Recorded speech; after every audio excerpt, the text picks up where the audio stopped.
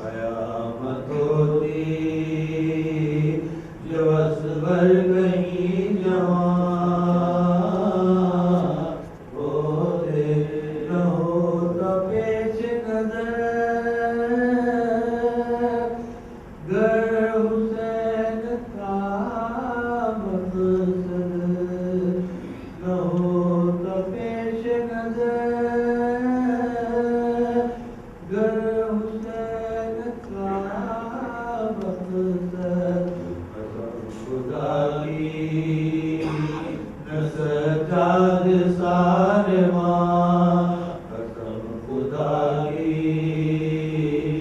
نہ سجاد سارے ماں ہوتے کہا سکینہ نے ہوتے اگر ہمارے چچا کہا سکینہ نے ہوتے اگر ہمارے چچا ہماری پشت پا دروں کے کیوں نشاں ہماری پشت پا دروں کے کیوں نشاں ہوتے کہیں گے خلد میں اے عابدی بہت کرو کہیں گے خلد میں اے عابدی بہت کرو اگر حسین نہ ہوتے تو ہم کہاں اگر حسین نہ ہوتے تو ہم کہاں ہوتے جو پرست ہیں گم کر لا کارواں ہوتے حسین منزلے حق کے نگر نشاں ہوتے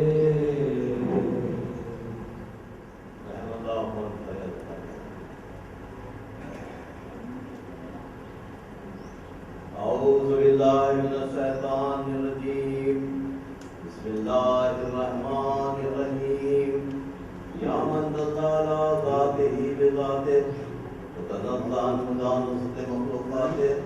وجل عن ملاحمة كيفياته یا من قرب من قدرات الظنون ونظر ذات العيون علم ما كان قبل يكون والصلاة والسلام على خير خلقه محمد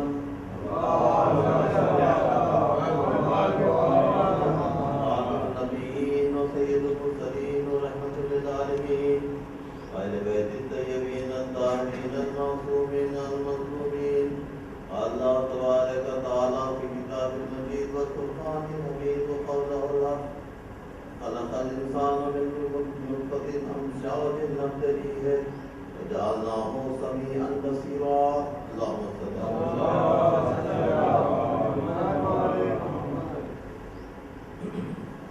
مجلس شروع ہونے سے پہلے جملہ مجردہ کی طور پر آپ سے یاد رکھتا چلوں کہ یہ آج اس مجلس میں میری مخاطبت صرف اہل بیت کی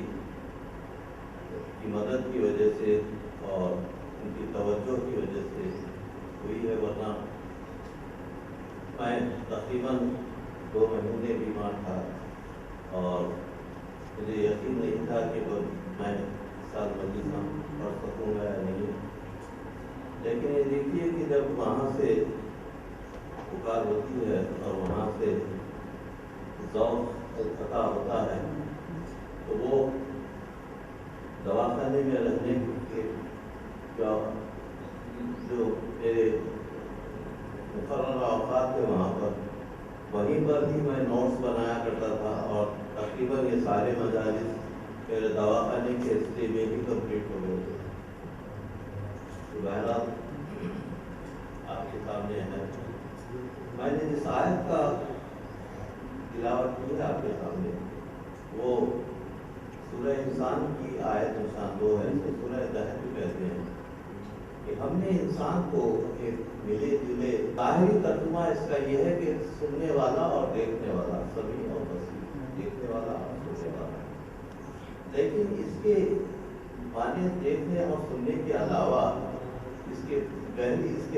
حقیقی معنی یہ ہے کہ اللہ نے انسان کو بصیرت نگاہ دی اس طریقے سے کہ وہ چیزوں پر غور کر سکتا ہے، اس کو عقل دی گئی ہے، اس کو پرسیپشن، کنسیپشن اور تھاٹ، پرسیپشن کے معنی جو ہے وسط نگاہ، کنسیپشن کے معنی تخیل اور تھاٹ، یہ ساری چیزیں اس کو دی گئی ہیں۔ اس کے علاوہ اس کے پاس جو بہت بڑی نعمت ہے عطا کی دی کی وہ عقل ہے، اور اس عقل کا وہ استعمال جب کرتا ہے تو اس میں غلطیاں نہیں ہوتی ہیں۔ عقل کا استعمال کو کرنا چاہیے، لیکن جب انسان عقل کے قیادت سے محروم ہو جاتا ہے تو وہ جانوروں کی حد تک گر سکتا ہے، اور آج کل جو ظلم ہو رہے ہیں اور جو چیزیں آپ کے سامنے آ رہی ہیں وہ دیکھیے کہ کس طریقے سے انسان جانور بن سکتا ہے، اس کی مثالیں آپ کے سامنے ایسی جتنے ان کے مظالم ہیں اور جو کر رہے ہیں وہ انسانیت کے بالکل خلاف ہے، اور اسلام کے نام پر جو درندگی پھیلائی جا رہی ہے وہ اسلام کا اس میں کوئی تعلق نہیں ہے۔ آپ میرے مجلسوں سے، یہ مجلسیں میری 9 محرم تک ہیں، اور اس کے بعد اس کا سلسلہ جو ہے بیت الخائم میں انشاءاللہ 14 تا 18 محرم جاری رہے گا، اور بہت ہی ڈیٹیل کے ساتھ میں آپ کے سامنے اس مضمون پر گفتگو کرنا چاہتا ہوں، یہ کہ اس درندگی کا جو ہے اسلام سے کوئی تعلق نہیں ہے۔ تو اللہ نے انسان کو سمیع اور بصیر بنایا، اور اس طریقے سے کہ وہ اپنے آپ پر، اپنے اطراف، اپنا آپ پر غور کر سکتا ہے۔ اب آپ اگر غور کریں تو اللہ کی تخلیق کے 2 پہلو ہیں۔ ایک تو پہلو اللہ کی تخلیق کا وہ ہے جس کا تعلق جو ہے بے جان اشیاء سے۔ بے جان اشیاء کا مطلب یہ نہیں ہے کہ ان میں شعور نہیں ہے، بے جان اشیاء ہیں لیکن ان میں بھی شعور ہے، بے جان اشیاء میں بھی شعور، ریتی کی کنکریوں میں بھی شعور ہوتا ہے، اس لیے کہ جو ہے جب یہ کنکریاں حضور کے ہاتھ پر آ جاتی ہیں تو لا الہ الا اللہ محمد رسول اللہ کے سباب ہوتے ہیں، اور یہ شعور بے جان اور بے جان چیز جو ہے بے شعور ہونا ضروری نہیں ہے، شعور کے لیے ایک حکم بنا کر رکھا ہے اور ہر چیز کی تقدیر مقرر کی ہے، تو جتنی بے جان چیزیں ہیں ان کی ایک تقدیر مقرر ہوتی ہے اور اس تقدیر کے مطابق وہ کام کر رہے ہوتے ہیں۔ جہاں تک سائنس کا تعلق ہے، ساری بے جان اشیاء جو ہے ان کے متعلق ان کی جو پیمائش ہوتی ہے اس میں مشاہدے ہوتے ہیں، یہ سب سائنس کا ایک سبق ہے۔ سائنس کے مختلف سبجیکٹ کرتے ہیں، فزکس ہو، chemistry, biology, astronomy, astrophysics, یہ ساری کی ساری چیزیں جو ہے یہ ان چیزوں کے مشاہدوں کے لیے ہے اور ان کے مشاہدہ کیا جا سکتا ہے، اور اس طریقے سے مشاہدہ کیا جا سکتا ہے کہ اس سے جو ہے وہ آپ اسے تھیوریز بنا سکتے ہیں، اس کے متعلق جان سکتے ہیں۔ اللہ یہی کہہ رہا ہے کہ اللہ مسلمانوں کو ایک ایسی قوم بنانا چاہتا ہے جو صاحب فہم ہو، جو سمجھ سکیں، سوچ سکیں اور چیزوں پر غور کر سکیں۔ سورہ روم کی آیت نشان 20 سے 30 تک، یہ 10 آیتیں اگر آپ پڑھیے تو اللہ نے چاند، سورج، چلتی ہوئی ہوائیں، بدلتے ہوئے موسم، آتش فشاں پہاڑ، ان ساری چیزوں کو اپنی آیتیں، اللہ اپنی آیتیں کہہ رہا ہے، اور اس کو آپ وہ آیتیں ایسی ہیں کہ جو ہے آپ جتنے اس وقت آلٹرنیٹ سورسز آف انرجی ہیں وہ سب اس پر چھائی ہوئی ہے۔ اللہ کہہ رہا ہے اِنَّ فِي ذَلِكَ لَآيَاتٍ لِقَوْمٍ يَعْقِلُونَ اِنَّ ذَلِكَ لَآيَاتٍ لِقَوْمٍ يَسْمَعُونَ، یہ ساری میری نشانیاں، میری آیتیں جو یہ ان لوگوں کے لیے ہیں جو صاحبان عقل ہیں، یہ ان لوگوں کے لیے ہیں جو سوچ سکتے ہیں، سمجھ سکتے ہیں۔ تو اللہ چاہتا ہے کہ آپ ان نشانیوں پر غور کریں، اور دوسرے مقام پر اللہ کہتا ہے کہ تم میری نشانیوں کو ایک اچھلتی ہوئی نگاہ دیکھ کر گزر جاتے ہو۔ تم کو چاہیے کہ ان پر غور سے ان نشانیوں پر اپنی نظر جمائیں، اور ان سے جو معلومات حاصل ہوتے ہیں وہ معلومات حاصل کر کے دنیا میں ہم آگے بڑھیں، اور کہا کہ ساری کائنات کی جتنی وسعتیں ہیں اور کائنات کی جتنی امانتیں ہیں اور کائنات کے جتنے ریسورسز ہیں وہ سب انسان کے لیے بنائے گئے۔ اب یہ ہے کہ اللہ کہہ رہا ہے کہ تم ان کے متعلق معلومات حاصل کرو، اور یہ ساری کی ساری معلومات کی کنجیاں جو ہے خزانے کی کنجیاں تمہارے حوالے ہو جاتی ہیں۔ تو اس کا مطالعہ کرنا بہت ضروری ہے، اور اسلام یہی چاہتا ہے کہ ایک ایسی قوم جو ہے آگے بڑھے جو یہ ان چیزوں پر غور کرے، اور انہی کو اللہ اولو الالباب کہتا ہے، صاحبان فکر ہو، جو نہ صرف نماز پڑھتے ہیں اور اللہ کے احکام کی پابندی کرتے ہیں، بلکہ یہ بھی کہتے ہیں کہ کائنات کی مختلف چیزوں پر غور کرتے ہیں، اور جب کرتے ہیں تو کہتے ہیں کہ ما ھذا خلق باطلا، یا اللہ تم نے ان کو باطل خلق نہیں کیا، اور ہمارے معلومات میں اضافہ کرنا۔ اب جہاں تک اس کا بے جان چیزوں کا تعلق ہے، اور میں نے کہا کہ جو سائنس کے ساتھ سارے مشاہدات ان سب چیزوں کے متعلق ہیں۔ سر آئزیک نیوٹن جو ہے بڑا، میں سمجھتا ہوں کہ اس وقت تک اتنے سائنسدان پیدا ہوئے ہیں، ان میں سب سے بڑا سائنسدان اگر آپ کو چاہے تو اس میں کسی قسم کی غلطی نہیں ہوگی، اور وہ واقعی وہ سر آئزیک نیوٹن نے لاز آف موشن، اب تو بچوں کو پڑھایا جاتا ہے کہ لاز آف موشن کے مطابق کہ ایکشن اینڈ ری ایکشن اور ایکول اینڈ اپوزٹ، اس طریقے سے بہت ہی سیدھے چیزیں کائنات پر غور کر کے لاز آف موشن نکالتے، لیکن اس کا کارنامہ یہ تھا کہ لاز آف موشن جو یہاں پر اس زمین پر جو لاگو ہیں وہ کائنات کے دوسرے حصوں پر بھی لاگو ہیں۔ تو اس نے اس طریقے سے کیلکولس کی وجہ کی مدد سے لاز آف موشن جو ہے اس سے آگے بڑھا کر چاند گہن اور سورج گہن کے جو اوقات ہیں ان کو کیلکولیٹ کرنا شروع کر، اور بہت ہی پریسائز قسم سے، اور اس کے ان سب چیزوں کا نتیجہ یہ نکلا کہ لوگ یہ سمجھنے لگے کہ کائنات ایک گھڑی کی شکل میں ہے، اور اس گھڑی کو کسی چلانے والے نے چلا دیا ہے، وہ گھڑی چل رہی ہے۔ تو اہلیت جو ہے وہ نیوٹن کے اس سارے تجربوں سے آئے کہ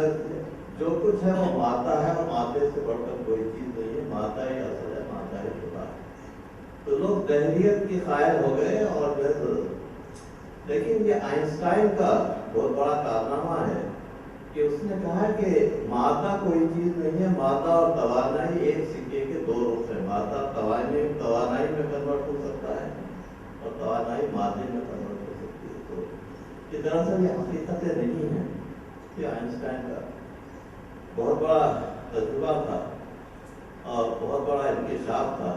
کہ اس نے مادیت پرستی پر ایک زبردست ضرب لگائی اور کہا کہ نہیں، یہ مادہ کوئی چیز نہیں ہے۔ تو اس طریقے سے یہ اللہ کے نشانیوں کا مطالعہ جو سائنس کی مدد سے کیا جا سکتا ہے، قرآن یہی چاہتا ہے کہ لوگ اس میں آگے بڑھیں۔ اس کے علاوہ دوسرا رخ جو میں نے کہا ہے وہ جاندار چیزیں ہیں، اور ان جاندار چیزوں میں اتنی ورائٹیز ہیں کہ وہ کسی قسم سے وہ سسٹمیٹک طریقے سے، جس طریقے سے بے جان چیزوں کی انالیسس کی جا سکتی ہے، اس پہ کوئی میتھمیٹیکل لاز جو ہے آپ اس میں مقرر نہیں کر سکتے۔ بہت ہی جنرل قسم کی احتسابات آپ کر سکتے ہیں، لیکن کوئی پریسائز کوئی چیز جو ہے آپ نہیں بیان کر سکتے۔